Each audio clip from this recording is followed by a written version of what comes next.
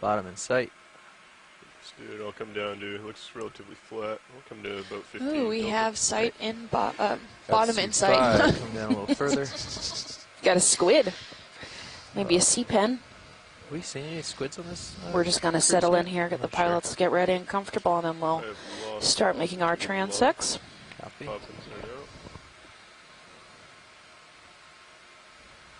Okay, we have acquired It's bottom. like a Hylanema sponge. Adjusting Ooh, a GPS. rat tail. Great, Nice. looks a little hot. We're looking at some great sedimentary features. Ooh, you can tell by how the ROV touched down now the different kinds of grain sizes we're actually looking at this basement here. Got some plating behind So us. we have a mixture of those. All the individual particles that you can see, we classify as those coarser materials, and those are heavier particles that'll be likely the first ones to settle down. And then those more cloudy materials where you can't really make out the individual grains, this fine grain material. It looks very silty almost, but this is all calcium carbonate. Just hold on a second. Yeah. Go ahead, Nav. Yeah, I want to advise y'all we are on the bottom. Okay, would you like me to switch to the A-frame? Yes, I'd like to switch to center rotation to A-frame, yes. You got it. Thank you. So Hanky Okay. 013 on Twitter asked, can I have a shout out for Center Hank of and rotation Bram? is on the A-frame. Big ocean fans from Netherlands. Oh, nice. Good morning, Hank and Bram. Just come out to my starboard here. Oh, we have a sea pen right off the bat. Where are you Maybe reading there's that? sort of Oh, here. My Twitter feed. Okay, watch leads. We have landed on the bottom. All right. Where my nav says we're maybe 130 meters away from the possible Ophelia mound. Potential. All right. Sounds good. And I think you're muted, or I'm having trouble hearing you anyways. Let me see. Oh, I see. That's my fault. Better? Try again. I hear you now, yeah. We sometimes turn the actual watch leads channels down and just listen to OKEX so we don't get different levels. So I didn't have OKEX on yet, so that was the problem. But I have you now. Loud and clear. No problem. Great.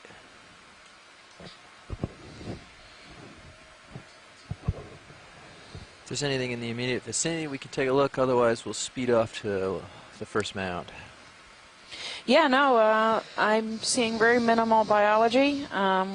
Maybe we got some pockmarks on the sand from some bioturbation. Could be. I think we can move pretty quick. If we see anything we want to take a peek at, we'll stop you. Don't worry. Okay. You know us. We'll get the move on then.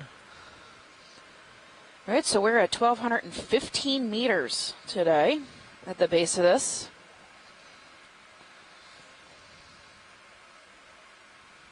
So what, we must be within 45? That's almost 4,000 feet underwater. The last nav said 130. Let's see, how many miles is that? 3/4 of a mile underneath the ocean. We're looking at. On bottom selected. Yeah, that's pretty neat. I think that's about one Empire State Building, if thought I'm one was remembering selected, that was correctly. 15 Let's meters, check. so. Oh, gotcha. Yeah. Want to even the lowers a little? Yeah. Thanks. Oh, 1,200.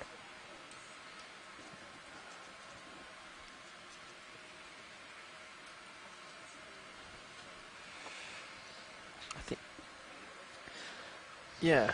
Can't tell if that's just possibly give a us a distance from sea Sirius to pen the edge of this, and or some detrital material. Sorry, it's 4 Empire what's State that? Buildings stacked end on end. That's how deep under the water we are. 280. Pretty cool. Very cool. If you've Do never 100 at joined the 280. Okeanos Keep it before, at decimal 2. we sail a couple times Thanks. a year. The science leads get switched out, usually every cruise, depending on where they're headed.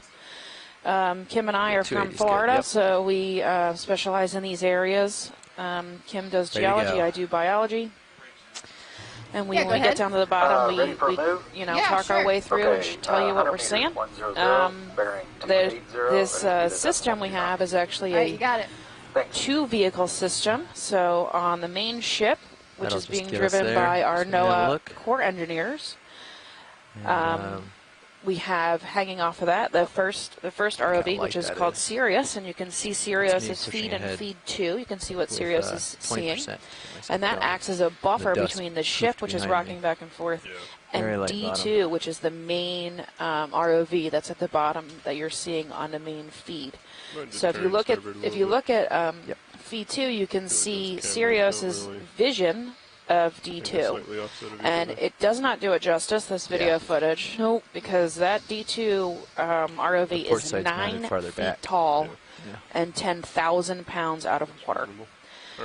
And with that crazy large machine, we can see these amazing, beautiful close-up images of the bottom. We can get great snap zooms of really teeny tiny things. No, I'll keep it at that are maybe just a centimeter large at most, and we see abundance of those different types of organisms.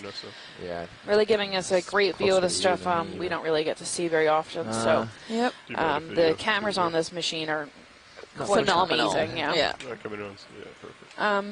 Pilots, can you turn on the lasers real quick? They are on. So, in the main feed, on feed 1, you can see what D2 is seeing, and right in the middle of the screen, there's 2 red dots. So those 2 red dots are actually lasers. So those lasers are always 10 centimeters apart. So we can figure out how big the stuff is in real life by comparing it to that 10 centimeter width on those lasers. And not to interrupt you, but if you look at feed 2 right now, it has a close-up view of D2, and I think there is a really interesting looking fish hanging out behind us. Yeah. Sorry, video. Some kind of cutthroat or cusk eel, maybe? Is it really long tail? The fins, though, those are interesting. And in front of us, we have another squid. Likely ilex squid. All right, you can come out and we can continue. They have been migrating north for the past 3 days or so. We've been seeing them quite a bit, just passing our vision in large schools and almost the whole dive. We've been seeing them. Yep. If you missed yesterday, we saw a giant sunfish. That was pretty cool. Keep an eye Oh, that was amazing. He swam around us for a few minutes. We saw a shark. We saw, large squads of squid, which is what a group of squids are called. Really? They are called a squad. That's awesome. I didn't School know that. is acceptable, but squad just sounds so much better. Squad of squid. Say that 5 times right? fast. A little eel. Yeah, we got a little eel here, a cutthroat eel, maybe. Oh, I'm actually facing. Oh, it looks different. He looks like a little alligator face, doesn't he? A lot closer. I can come down a smidge. And those lasers really help us identify the dimensions of what we're seeing. Yeah, so he's about 20 centimeters long, maybe 2 times the laser length. And because a lot of things with the cameras with such great zoom-ins that we have, size can be deceptive, especially down in the deep sea. So those lasers really help us hone in on what the dimensions are of certain animals and certain creatures, because sometimes they just look huge on camera, but they're in fact not so great. And when we do take samples, sometimes you expect it to be the whole bucket worth of specimen, where in fact it's really just only maybe a handful size. Yeah, teeny tiny stuff. It looks a lot, it's deceivingly small. Yes. Look at this guy, it's pretty cool. Yeah, I don't think it's a cutthroat eel. He's different than what we've been seeing. He looks very alligator-like. Yeah. I do not know. I'm terrible with fish, so I have no idea what he is. If anybody on land knows, feel free to chime in. He almost has this clear tissue around his whole body. Yeah. A halosaur. Thank you. The video team told me is the halosaur. Thanks, ladies. We have a halosaur.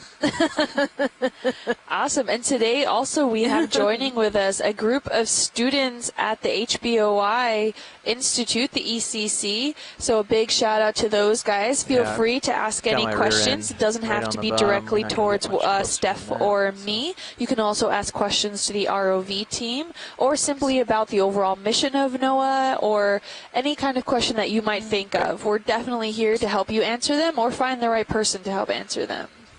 What is that black thing?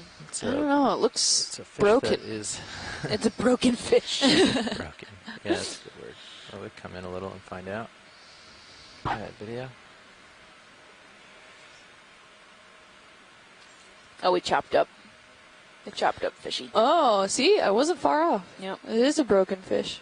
That's up to Sushi. And then in the I don't back think there, so. we actually have some sargassum. That's come down from the surface.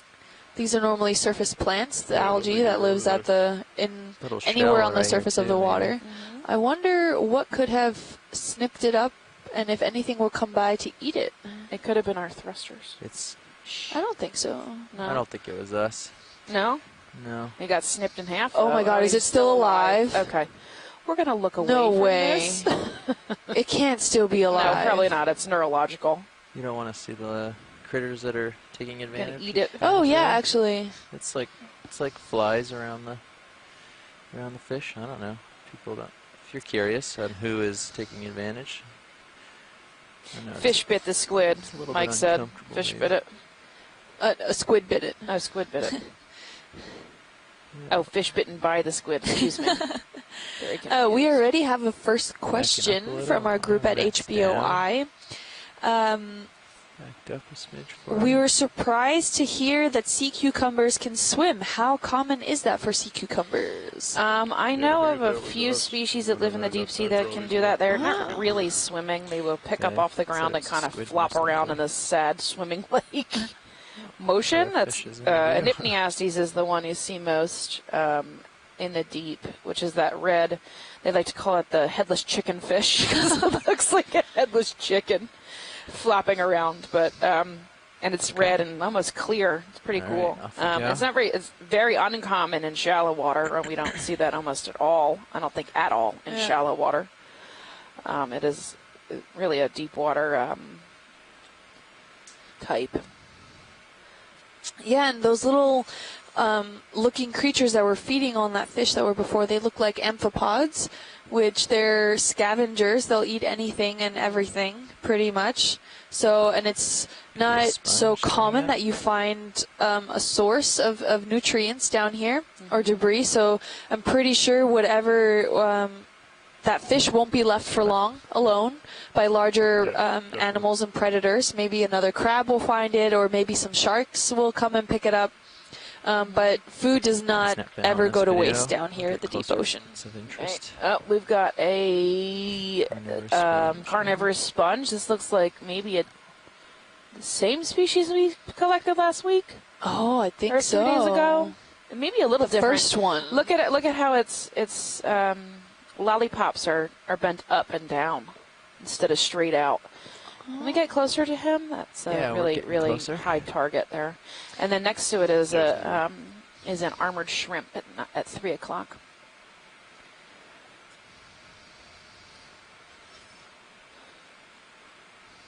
And for those of you at HBOI, you're extremely lucky because probably in the room you have Shirley Pomponi and Chris Diaz. Not sure if Chris is there yet, but they are the sponge experts that have been so generous in helping us identify so many species or potentially identify new species. I'm probably pretty sure Shirley's freaking out right now. We did collect something similar to this yesterday, and we saw quite a few of these, and these are actually Get a little a closer if carnivorous we need sponge. We might want to get this. This one looks different than the one we had. Yeah, the axial stems look like Yeah, they're going different. in different Yeah, there's directions. Yeah. Oh, and it's got a scale worm on the base. Look at that. The Yeah. pink scales on it. Actually, there's a couple of those. We should stop the boat if we're gonna. Yeah, stop collect it, 'cause this. we might You want us collect to this. halt? Yeah. Okay. Just hold. So, ahead. yeah, these Yeah, can we... carnivorous bring this sponges in, are a please? high Sure target can. Okay, thank you. because we know very, very little about them. Could easily be a new species. Hey, who do we have on the line? Hey, this is Chris Ma. Hey, I Chris, heard how are your you? earlier question about swimming. Good. How are you today? Good. I heard your question from the Harbor Branch students about swimming sea cucumbers. Yeah. And I wrote a post about that a little while ago, so I feel qualified to answer that. Okay. And, Okay. I also wanted to take a moment to, We have effectively there are stopped. most of the deep sea cucumbers that swim are what's known as facultative. They do so when there's an opportunity to do that. So EX1907 sits on the bottom and then takes off to find new food when the area it's in sort of has been exhausted, as well as the others, which usually do so as an escape response or what have you. But there is one properly pelagic sea cucumber, and that one is called Pelagiotheria. It's the strangest thing you've ever seen. And it occurs as shallow as 200 meters and is as deep as 4,400 meters. And the reason I know that is because there's a new paper by Noah scientist Amanda Byrne and his colleague and mine, Mashkor Malik, and University of Hawaii student Gina Selig, who have recently documented the range of Pelagiotheria based on Okeanos observations, and that's just recently come out only about a week ago. So Okeanos provides us with some great visual information and occurrence of all of these rarely seen deep sea animals. But swimming sea cucumbers, even shallow water, like properly shallow cucumbers, can get off the ground using an undulating sort of pushing off the bottom ocean, but that's usually just to escape things like predatory sea stars and whatnot. A lot of deep sea animals, a lot of the deep sea species can actually take off the bottom and can actually propel themselves for a sustained period. So it's not really like a common thing, but it's not uncommon for several species that have adaptations to do that on sort of a regular basis. And I said there's one that is like properly a sea cucumber that is kind of pretending to be a jellyfish. And they can be surprisingly common in some places, but for the longest while it was very poorly understood. So anyway, I love talking about swimming sea cucumbers. So forgive me if you've given me an opportunity to rattle off. No, absolutely. Looking forward to seeing something Starship on the deep sea floor today. Oh, we'll definitely give you a shout out if we do. Great, thanks, Chris Ma. We are going to collect this. Okay. We're on station. Ship is stopped. Sirius is settling in. So I think we're in a good spot for that. And for the students that are just joining in, see, this is another great way how this overall mission is not complete without those at home. If you can get it intact as best as possible, so I would go down to the base and get the whole thing ideally, and then put it in one of the buckets. Yeah, one of the bio boxes. Would you like us to cut it low or try to pull it out? We've cut the last few, but if it's a new species, we definitely want to keep it as intact as possible. So if you can pull it out, great. If not, a snip is fine. All right, sounds good. You're ramped up. Both bio boxes are open. Ready for. No, you're good. And just to refer back to what I was saying, that this is a great opportunity for you at home to see how reliant we are on scientists onshore, as well as Steph and I here. We're not experts in everything. Steph is an invertebrate deep sea biologist, and I am a geologist. So we rely on a lot of different people to call in and to use those chat rooms to help us identify all these different species. And it's really important to get that information there. And the fact that you get to see and discover things as we are is truly a unique experience. And I hope you guys will participate in the future as well in future expeditions. And potentially you could be in one of our seats now today. So in the future. So we hope that this is a great experience for you guys.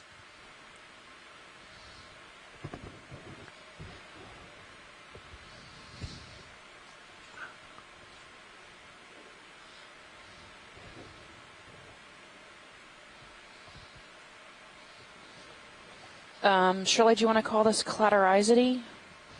Is that the name you'd give it? It's for paperwork. Field IDs.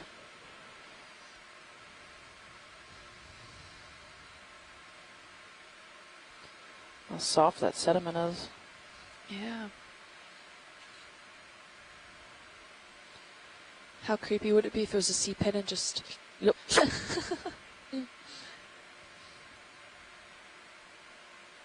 There goes the scale worm. coming off.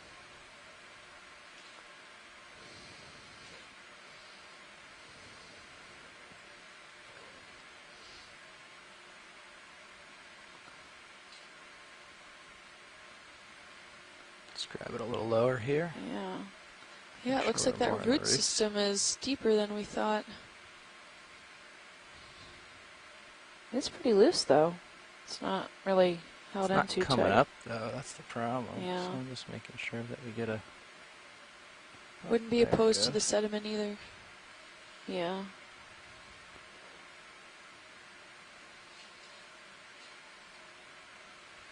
Very fine. There you go. There you go. Good job. It's pretty deep in there.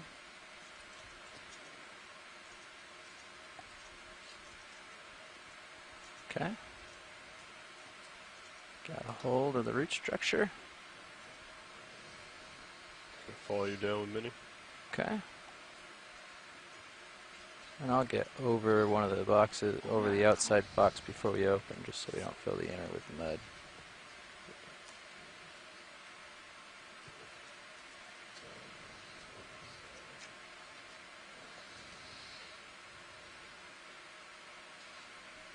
I'm assuming port side? Yeah. Okay.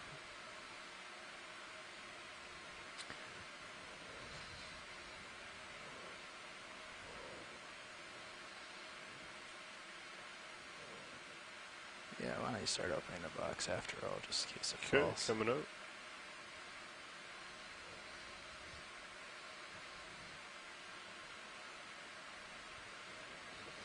Come down. So what you're seeing is... Chondrocladia. Chondrocladia? Okay. What you're seeing is the collection skid Sorry. coming out so that we can place one of these, we can place the Kinda sample close, in you one of can the just leave side it. boxes, Thanks. which is off screen. Oh, you can see from the quad. Okay, the quad camera on screen feed on feed 3, you can see what's happening. Really slow. And we're going to call that sand associate 1, I assume. Okay. Well, some sort of associate. Not sure if there's other critters on the sponge itself.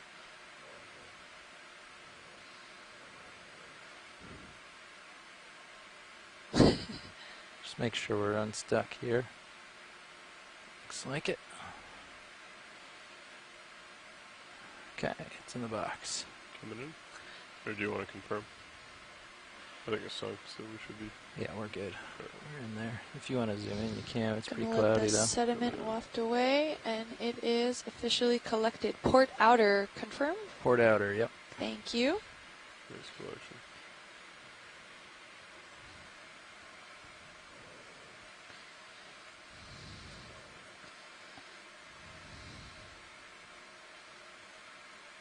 Just clap a little here to get this out.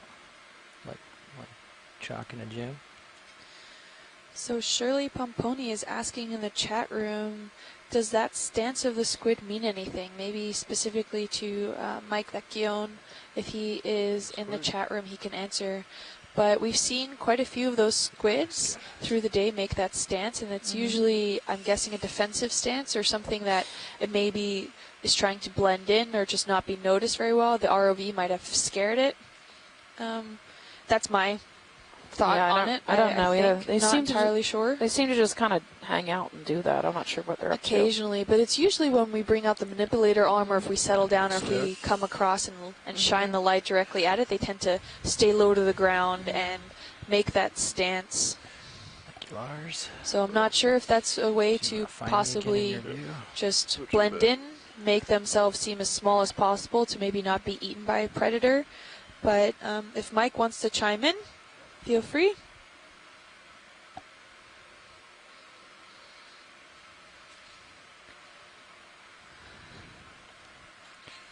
Okay. Have your light pull, it looks like. I'll come towards you. Help you out. Are you all the way back? Yeah, I got you. I am all the way back. Okay. Great collection, guys. Thank you. Yeah, of course. So Mike Vecchione chimed in and says they often sit on the bottom during the day, resting on their elbows so that the funnel is out of the mud. often with a dark bar across the mantle. So that reddish bar that we saw across that large section of the squid, it's referred to as the mantle.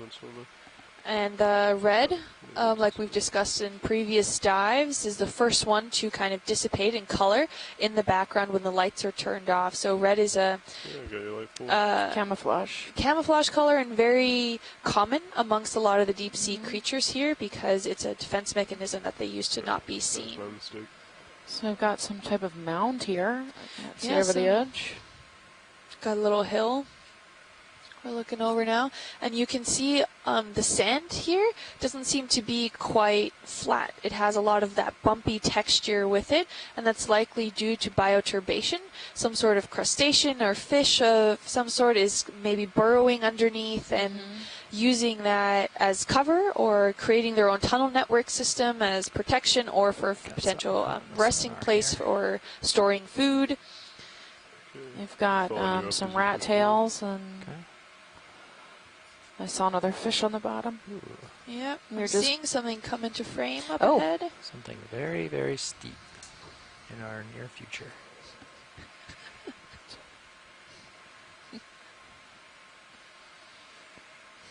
Oh, it looks like we're coming up on one of these mound-like features. We are at the foot here of this mound. It's interesting. Look at this crazy white rock. IPAC suggests we're still pretty far away from the... from the mound? From the mound. But it's right here in front of us. Can we pan up and see what we're looking at? Yeah, I can fly up to you here. Still at the base of it, so I'll come up. But just for a reference, we're looking I think on the right-hand side, we see our first coral. That is a black lace coral. It's from the Antipatharia, and it's a whip coral. You can see it's called whip because it's one single-branched, and it kind of curls up, that coils up in that kind of feature, and it looks like a whip. There's some small bioturbation holes here, too. Those look more like if some chunks of rock or something fell off and fell on that slope there. This is a pretty steep slope. This looks like a boulder almost out of nowhere. Yeah. Weird. We know it's carbonate based just from the environment that it's in. However, it looks black because it has an encrusting feature on it, either ferromanganese or phosphorite. Relatively large. And that has to do with long time exposure to the water column at the time where those elements were abundant in the physiochemical makeup of the water.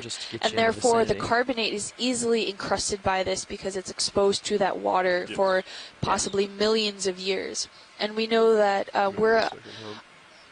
this dive is lower than that area referred to as the Portales Terrace. If you look on Google Maps, you can see where the Portales Terrace edge is. Go ahead, Nav. And this is, we're exploring a sedimentary structure.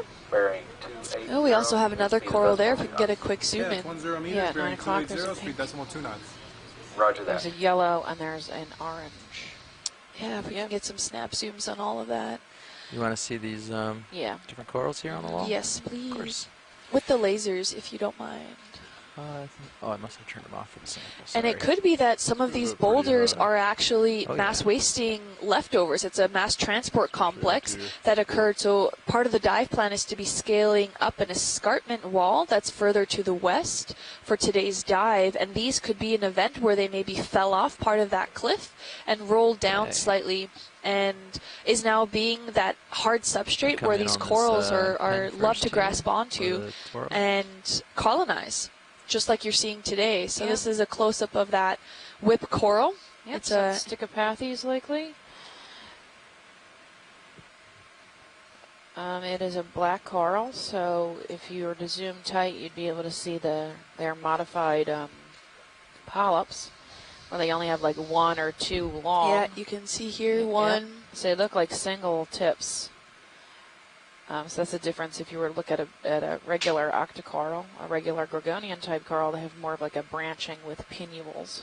Exactly. And 8 distinct polyps on them. Yep. So this is quite nice. And each polyp, these corals are referred to as colonial animals because each polyp is its own animal. So if by what whatever means happens, maybe this gets cut or another animal eats halfway through it and the chunk falls off. If it's still in an environment where it's quite pleasing to the overall polyps, where there's a food supply, it's still not relatively far, it can then recolonize it and continue growing from that point. Right. So it doesn't need the rest of the body of the coral in order to grow. Smooth as we go up here. Yeah. It essentially almost clones itself into another coral there. More detail on the coral, or go along it. Looks to be about a meter long. Yeah, and if you go to the base, we'll look at the rocks. And then there was a yellow coral right next to it. Yeah, at the base. Now, bridge will complete. Change in the flesh right there. That's cool. Yeah, so you can see the whip. It's rotating curl around, and rotate, but not all. That's cool. Coming up a little further. Looking for the base.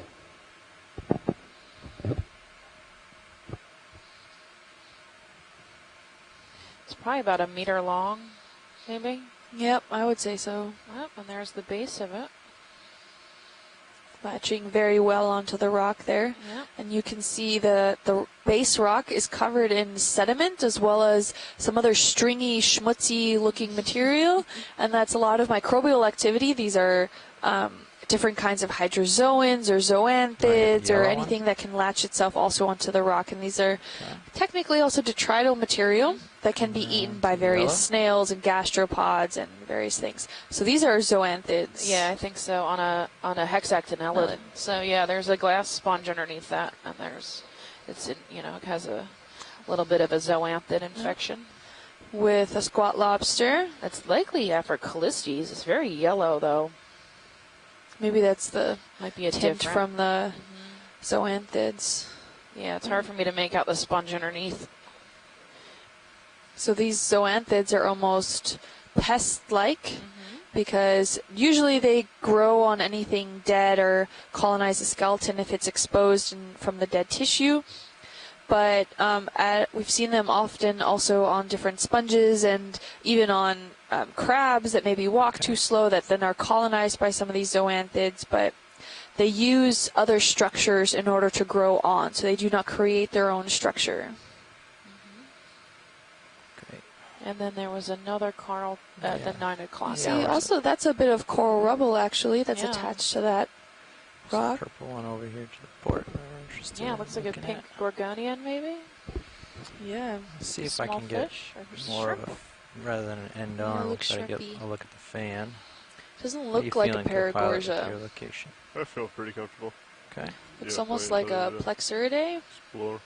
Maybe. We're going to get a look at this purple guy this feature definitely rises, but it seems to rise at a slope rather than an overhang. We got an encrusting sponge coming into view. So this rock just goes straight up. This is a clear cliff-like feature that these corals are just so happen to be colonizing on. Here. Get a toe hold for this. All right, go ahead. Bless you. So pink. Oh. Go where there's a little bit of dark. What are you? There. It's got a really thick base. Look at the cool shrimp. Okay. Squid He's hanging out. He's the same color. Ooh, there's also that bulbous feature at the base there, but it has polyps on it. I'm wondering if that's like an infection. Yeah, it could be a worm has buried himself in the tissue. Okay. Got pink.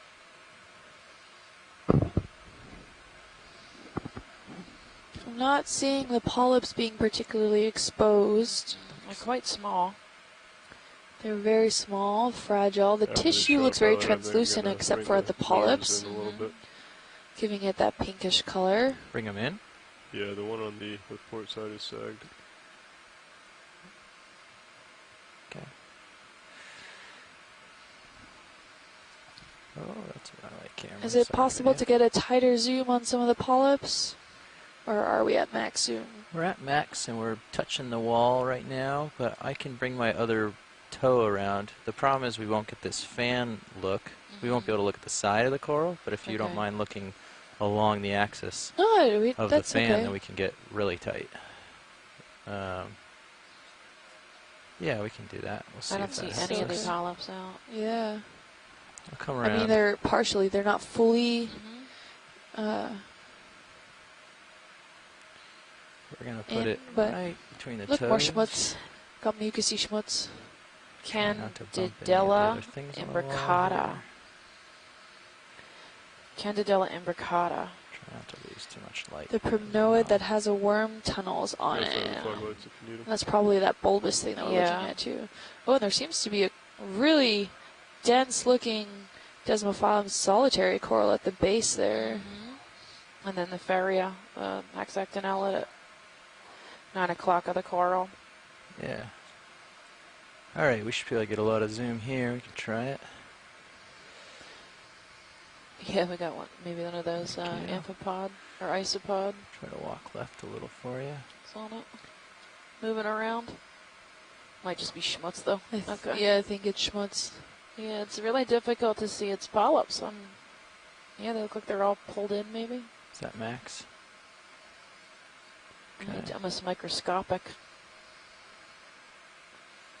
Oh. Is that outside your... You could go for the ones in the back there. Yeah. Oh, there you I'm go. just switching toes around, sorry. Don't mind my bumping. Yeah, I can't really see it. So that's good. Thank you very much.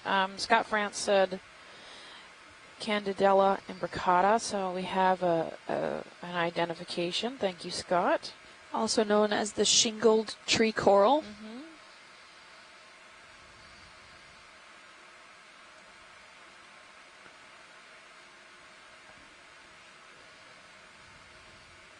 Beautiful pilots. Whenever you're done, we're happy. Okay, we're just going for this tight pull-up shot here, and then we'll be on our way. Take as much time as you need, video. Okay. Sure.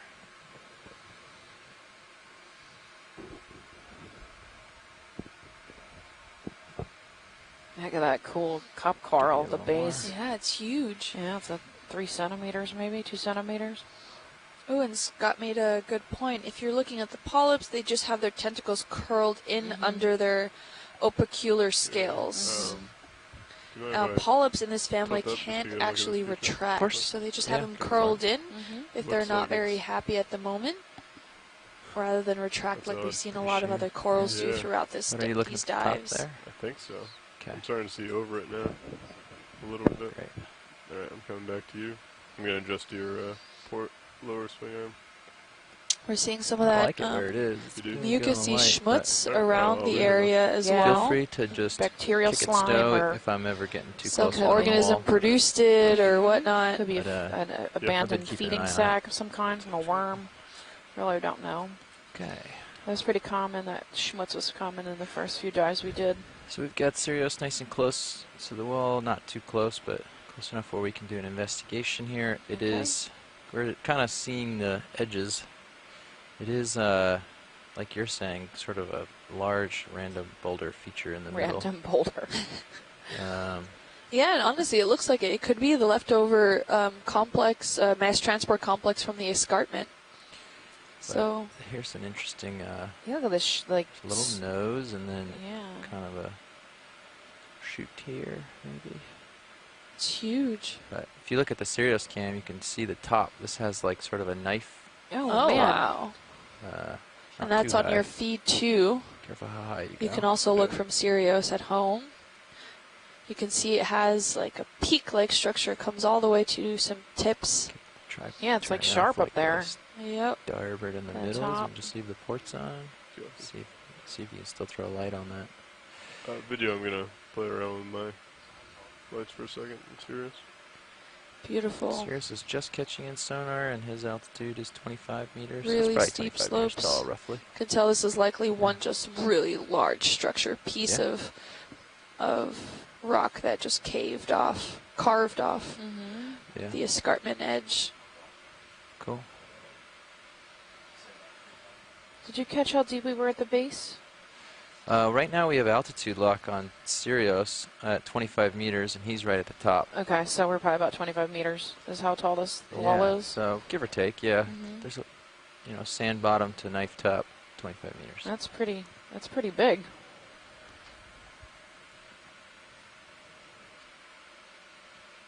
Okay. I'll come join you up top and look down that knife. Good for that. It's really cool looking feature on top. As you come up, I may try turning off my lights altogether. Hi everyone, this is Shannon Hoy from NOAA's Office of Ocean Exploration and Research, and I'm the mapping lead for this expedition, so this is quite exciting to see right now. I was just sitting in there, and the bathymetry that we had before this was quite a small, almost lump-like feature, so this is a great example of resolution and what we can achieve by having a ship-based multibeam, and why it's important to send vehicles down to the seafloor to do this further investigation, because this is obviously not just a small, tiny little lump-like feature. No, this is like super weird. I mean, 25 meters tall. Yeah, it's huge. Yeah, so and out of nowhere. Yeah, when we produce maps, to send the ROV down, we have to grid it at a resolution. So basically what we have right now is a 25-meter resolution. And so this, object just got kind of lost in that resolution. Yep. So kind of think of it as pixel size when you're thinking about your camera images and stuff like that. So just disappeared in the data. Yeah. Okay. We have to get, there is higher resolution material available to utilize and do this, but coming from a large ship that we have to then map, it also takes a lot of time. If you also want to map at a higher resolution, and it takes more refined vehicles, there are AUVs that also do this, and it can get down to 3-meter resolution, which has been tested in the Straits of Florida, but it also, again, it takes time, and they're very expensive machineries, and you usually have to deploy them for only a certain amount of hours a day, rather than any sort of mechanics or sonar mounted to the ship. We can do on a faster scale and a larger scale overall. Yeah, because the main thing is, so the smaller objects you can see on the seafloor basically get from being close to it. So the farther away we are from it, if you think about pointing like a flashlight at the wall, the farther you are from it, it's a much bigger spotlight, and the closer you are to the wall, it's a much smaller spotlight. So that's why we can do it faster, because we're farther away, so we can cover more ground with our big flashlight beam on the seafloor. And so when we deploy vehicles, if it was like a multi-beam on an ROV or an AUV, those can get much closer to the seafloor, and thus like a much smaller cone on that on that object. So, but again, it's time, and the ocean's very big. So the big thing that we do is it's a tiered approach, right? So we do that coarse resolution to see, okay, what might be interesting to do further investigation. So we kind of narrowed down those haystacks. So which haystack we should go look at with something closer. And it's a really important work to be done, to being able to map all of these, the area that we have been able to map over a series of these expeditions. And then we get to ground truth them and pick where we get to go with the ROV. And we get to come across things like this that we normally would have never seen. And so this area is completely unexplored. Everything that we're looking at is the first time that we're looking at this, and you're here discovering with us. If you guys have any comments or concerns, you have our chat rooms. The scientists have the chat rooms, and you can feel free to also chime in and call in.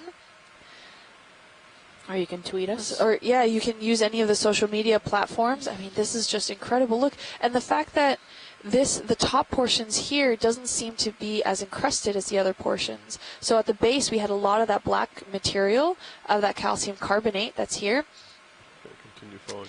Would it be too much to ask to maybe bump into it and see if we could break a piece off? How fragile or how dense it is? Yeah, like this nose sticking out right here, you want to bump, or the wall, like the white? The more of the white. Okay. Again, it's got this like scratching texture. Yeah, but that looks almost either like some of the bryozoans, maybe just scaling down the slope, or it could be that that outer crust layer has been slowly giving way. Like falling off. Yeah, because it's denser, and therefore it's heavier, whereas the underlying rock is not as dense because it hasn't been encrusted by those ferromanganese. Ooh, oh, it's actually a lot softer than you would think. It's pretty soft. Oh, so this could be a form of dissolution that is occurring with the calcium carbonate and mixing with the seawater. So this is a...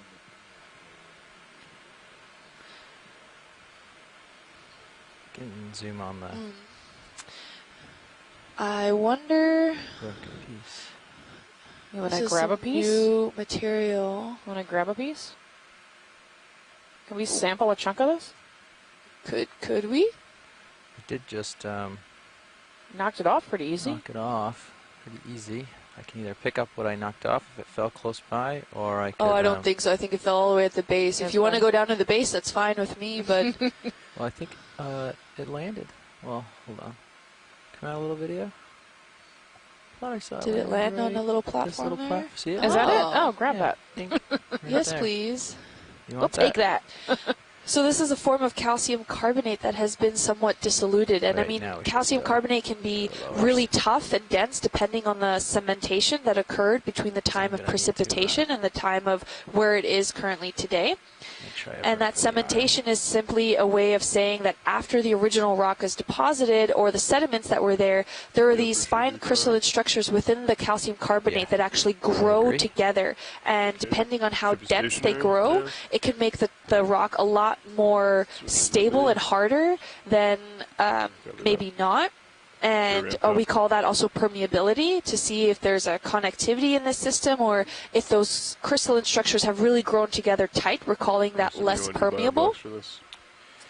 And at the base, you saw a lot of the encrusting material that was black material that was either ferromanganese encrusting or phosphorite encrusting, and it makes it for a lot denser material there. So it's a lot harder in the long term, and that can form over millions of years, versus in this area here, it seems more exposed to the water column, and calcium carbonate can be highly susceptible to dissolution and erosion, which contributes to a lot of the overlying sediments that we're seeing in this area. And it can be composed of skeletal material or simply crystal structures that precipitate right out of the seawater here. So this looks like a limestone piece. And when we get that piece back on shore, we'll definitely look closer at it. And I'm very excited about this because at the dissolution that occurs at this level, we're not sure how much of that has contributed to the water column structures, or if that's just the current passing by and just eroding at it, because limestone is highly porous, and you can see that here by all of those little pock marks that you see within it. So it's really interesting overall to see. We're going to let the ROV guys get that sample of it. Use the manipulator arm. Quick question for you. Is it, number one, we're planning on putting it in the starboard box so it doesn't mix up with any of that mud we already collected, which I assume is a good idea. Number two, it is fragile, as we saw. I should be able to grab it with the jaws and not should be crumble too much. Yeah, it should be stable enough for you to grab it with the jaws if you don't put too much pressure on it. But we just want to confirm to put it in a bio box, or do you want it in the port rock box? If we can, depending on how you feel of how it crumbles, it might be okay in the rock box. But if you feel like it's too fragile, we can put it in the bio box. Okay. But it should be okay in the rock box. I'll set my grip force as low as it goes, and we'll be really delicate with it, and hopefully it won't crumble. Okay. It shouldn't. I can do like a test on one of the other some other material and see if it breaks up really easily. Yeah, that works too. Okay. All right. We'll get in there. We'll investigate. See what we can manage. Thanks. Yep. You're losing your footing. Copy. Thank you, Copilot. Gotta take off lasers as well. That's all right. Yeah, of course. Thanks. What was that? That was a weird lift up like that. Yeah, so these rocks should be pretty stable. It shouldn't crumble, really. Okay. You don't expect it to crumble. It broke off just from... Your port vert is slightly off. You may have been inverted. Ah, okay.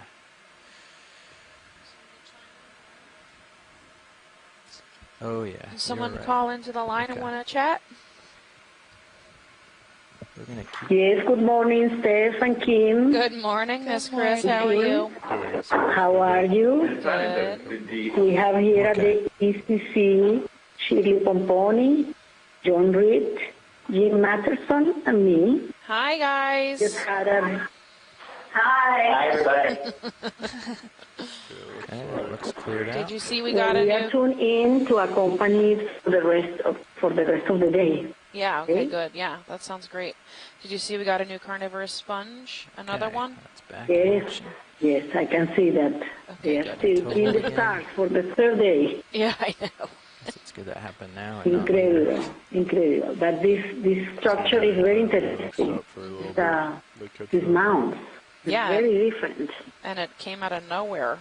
Well, I wouldn't really call this a mound. It's probably one of those large block features that fell off that escarpment. So a mound kind of is interpretive more of a developing feature with corals and sediments and things like that. But this is more of like a single block boulder that fell off that escarpment likely and tumbled down until its resting place here today. So. Thank you. Thank you, Kim. So we are here. Investigate, but don't let me pick it up remaining mute until you need us. So we have a urgent question. Thank Great, you. Thanks. I'm just worried about surface. Yeah, I understand. I feel that. Oh. Okay. We'll do a little bit of testing here and see what we can figure out. Once you get the arm out, I'll center it up on me. Okay.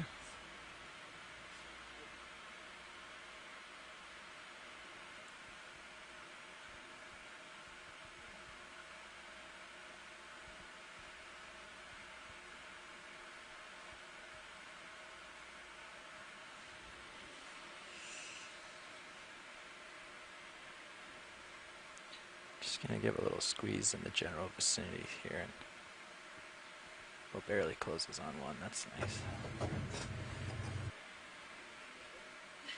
Just giving a little squeeze on the nearby stuff. Yeah, it looks hard. I think it's harder than it looks. Okay. I mean, I can crumble right through it. Oh. Maybe a bio box. Okay. Alright, starboard, ready to roll. Looks almost chalky. So this has been diagenetically altered, which means that the calcium carbonate is not as stable maybe as once it was precipitated.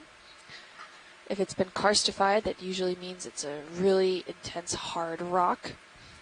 And once it can be karstified, and then if the diagenesis, which means just the degradation quality of the rock, occurs, it can make it then over time weaker if it has that continuous interruption with the current systems. Come on, D2, don't go anywhere.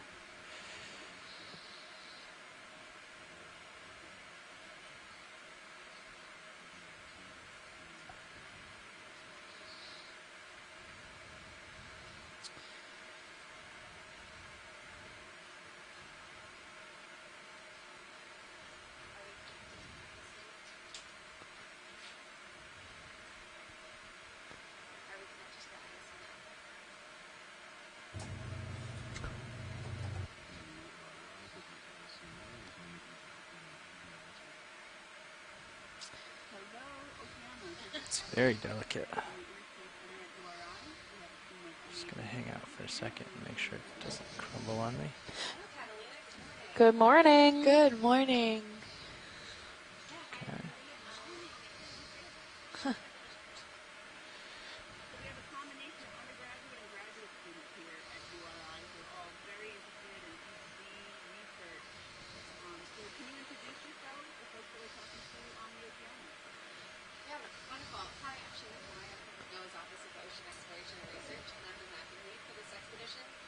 I'm going to put it somewhere where if we go,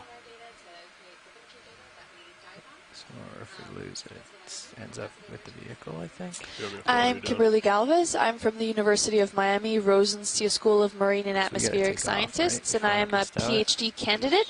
I study marine geology and geophysics and the development of cold water coral mounds through time. I'm Stephanie Farrington. I work for Harbor Branch Oceanographic Institute at Florida Atlantic University, and I am the biological science co-lead on this cruise. Just in case. And then, you guys have any questions for us today? Drop a target here. I'm going to come up and I'm going to perch right on top of the wall so I can draw her out without hitting the wall. So, got it? Sure. Sure, so we are south of the Florida Keys. We are about 40 miles offshore, outside of a protected zone, near the border of the EEZ, which is the exclusive economic zone of the United States.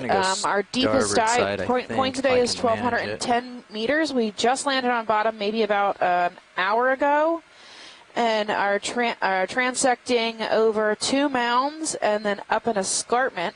This area has never been explored before. It's brand new, and we found the spot using Shannon's mapping. If it weren't for her, we would be flying blind. So our highest slope, we think, based on the bathymetry, is about 38 degrees, but right now we're seeing a 90-degree slope on this seemingly out of nowhere rock that we've ran into that wasn't appearing on our multi-beam. And we're planning on transecting about 900 meters throughout the day. We should be coming off bottom around 4 o'clock.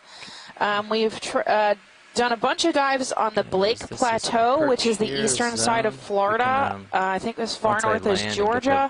We found 2 previously unknown Lophelia mounds last week that were outside the HAPC, or the habitat area of particular concern. That is a type of marine protected area that is made specifically to protect these deep water coral mounds. And it's managed by the South Atlantic Fisheries Management Council. We did have a stint in there where we were not able to dive due to weather because of the safety of the vehicles and our crew. Yeah, it's not safe, so we weren't able to dive for a couple days. So yeah, that's where we're at. We only have 1 dive left after today. We've been seeing lots of squid. These squid have been migrating north. I think through almost every dive we've been in this week, the past 3 days. We've seen lots of cool geology and lots of cool invertebrates. I love invertebrates, so I'm a little biased. So Squid is very curious. Anything else? Did I miss anything? No, I think I covered it all. Had a good grasp on it. Yeah. Okay, coming out with a drawer. You ready? Yeah. Coming up.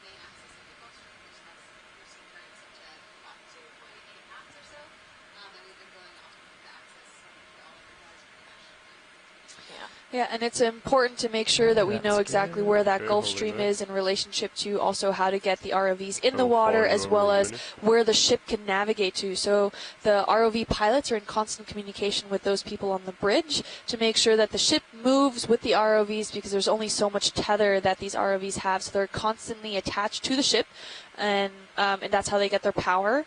And that's how they also talk to each other, and how the ROV pilots can actually maneuver them around. So, do we have any questions from students? I'm going to bring one of the swing arms in to give you a little more light. Okay. Coming in. Is that all the drawer we got? I can come out a little more in the drawer. Okay. Great. Okay, that's full. Thank you. Okay, it's over the box. Oh, well, they were beautiful, first of all. I mean, it was like about 60-meter tall mounds, and they were covered, absolutely covered in cold water corals, specifically the scleractinian Lophelia. We did see a few Madrepora and a lot of other Gorgonian corals, but these cold water coral mounds are really, the scleractinians are the basis of these mounds. So I study them in the Straits of Florida, and based off just some of the research that I have done, that these mounds can grow very fast or very slow. This is in geologic time, not in biologic time. And, well, the corals overall, they have a very slow growth rate. What did we say? It's 1 centimeter to 1/3 a centimeter a year, so about the length of your pinky nail. Yeah. So that really composed the internal structures, and while some of them looked quite dead, that's usually how these reefs develop over time, where if they start to grow, and as they continue to grow up and outwards in that more of that kind of bushy floral pattern, that the base of it starts to die off because it doesn't have that great access to the current systems where then the corals actually feed on and are reliant to bring them their food. So these are stationary animals, so they really rely on the current systems. They need a certain, I like to call it a Goldilocks scenario in order to actually thrive. They have to have the right temperatures, the right dissolved oxygen levels, salinity levels, and they have to have that current system that brings them that food. And just because we have all of those mechanisms does not even mean we actually have a cold water coral mound formation over time. Really quick, thank you, pilots, for that collection. What was that box? Starboard inner. Starboard inner. Thank you very much. And ramping down hydraulics. We also need that sediment supply. So that sediment supply comes also through the current systems, and that wherever that source may be, we are not entirely sure. But if you core through a mound, that can really tell us where the overall sediments and what came from, and all the age of the mound overall. So we're able to determine ages from the coral fragments, the stable isotope measurements from the sediments as well as the corals. We can tell where the sediments came from, what their source was. We can tell what the water chemistry was like from the coral fragments themselves as well, and just by the composition of the sediments, if it's more skeletal, if it's peloidal, what have you. And it can take millions of years for these mounds to actually develop. And in geologic terms, some of the mounds that are in the Straits of Florida have developed 7 meters in the last 100,000 years, if not 200,000 years. So it's fast in geologic terms, where there is another mound that grew maybe 3 meters only in the Holocene, so only in the last 10,000 years. So that was extremely fast, whereas maybe the base could be up to 1 million or 2 million years old. And that's